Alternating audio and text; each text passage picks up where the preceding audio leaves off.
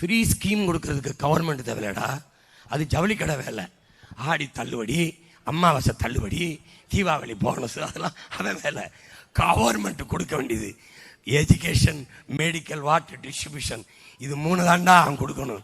கட்டணம் இல்லாமல் கொடுக்கணும். ஃபுல் திரும்பி திரும்பி வந்துக்கிட்டு ஏய் என்னை படிக்கவே ஐயா ரஜினிகாந்த் சொல்லுவார், சேலை வெட்டி கேட்காதியடா, வேலை வெட்டி கேளுங்கடான்னு.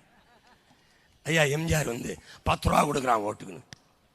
பசியை போக்குறவன் பார்த்து ஓட்ட போடுறான், 10 ரூபா கொடுக்குறவன் பார்த்து போடாகிறான். அவன் ஆளுகளை தான் இப்போ 1000 2000 கொடுக்குது, 10,000 டோக்கன் அவர் ஆளுக தான் கொடுக்குது. உங்களுக்கு தெரியுமா? பேரறிஞர் அண்ணா அவர் ஆட்சி வரைக்கும் மதுக்கடையை திறக்கலை, டாஸ்மார்க்கை திறக்கலை. அண்ணா அவர்கள்ட்ட கேட்குறாங்க, வருவாயை பெருக்கிறதுக்கு இந்த சாராய கடையை திறக்கலாம்னு. அப்படி சாராயம் விற்று வர்ற வருவாய் எனக்கு வேண்டாம், அந்த வருவாய் குஷ்டரோகி கையில் இருக்கிற வெண்ணெய்க்கு சமம்ங்கிறப்பல 60 ஆண்டுகள் அந்த குஷ்டரோகியில் இருக்கிற வெண்ணெயை நக்கி திங்கிற வெண்ணெய்கள் இந்த வெண்ணெய்கள் தான். அவர் பேரை சொல்லி ஆட்சி நடத்துறவர்கள் தான். நான் ஒரு அப்பேன், எனக்கு 5 பிள்ளைகளெல்லாம் கூப்பிட்டு, ஐயா குடும்பத்தை நடத்த காசு இல்லை, குடிச்சு கொஞ்சம் காசு தாங்க, குடிச்சிட்டு காசு தாங்கன்னு வாங்கி குடும்பத்தை நடத்தினா என்னை வேணாவது மதிப்பியா? வீட்டை நடத்துறது தகப்பனே குடிக்க வச்சு பிள்ளைகளை காசு எடுத்து நடத்துனா எப்படி இருக்கும்? நாட்டை நடத்துகிற தலைவன் தன் நாட்டுக்குடிகளை குடிக்க வச்சு 50,000 கோடியை பறித்து அதில் நாட்டு நிர்வாகம் செய்கிறது எவ்வளோ பெரிய கொடுமை பார். இந்த காவல்துறை இருக்குது, நம்ம உடன் பிறந்தார்கள். குடிச்சிட்டு வண்டி ஓட்ட முடியாது, போதையில் வண்டியை ஓட்ட முடியாது. குடிச்சிட்டு வண்டியை ஓரங்கட்டு, சாவியை கொடு. குடிச்சிட்டு வண்டி ஓட்ட முடியாதுன்னு தெரிகிற இந்த ஆட்சிக்கு குடிச்சிட்டு குடும்பத்தை ஓட்ட முடியாதுன்னு தெரியாது.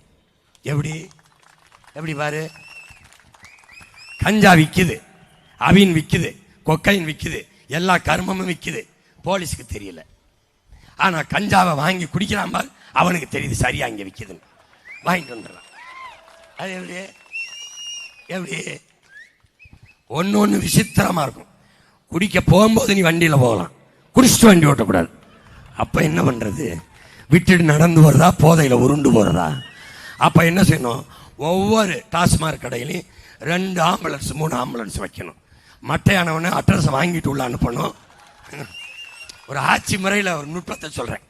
குடிக்க போகும்போது எப்போ அட்ரஸ் கொடுத்து பாப்பா, ஒரு வேளை நீ மட்டை ஆச்சுன்னா குடிச்சிட்டு வண்டி ஓட்டக்கூடாது தம்பி, பைக்கை எங்கே விட்டு காலையில் வந்து எடுத்துக்க.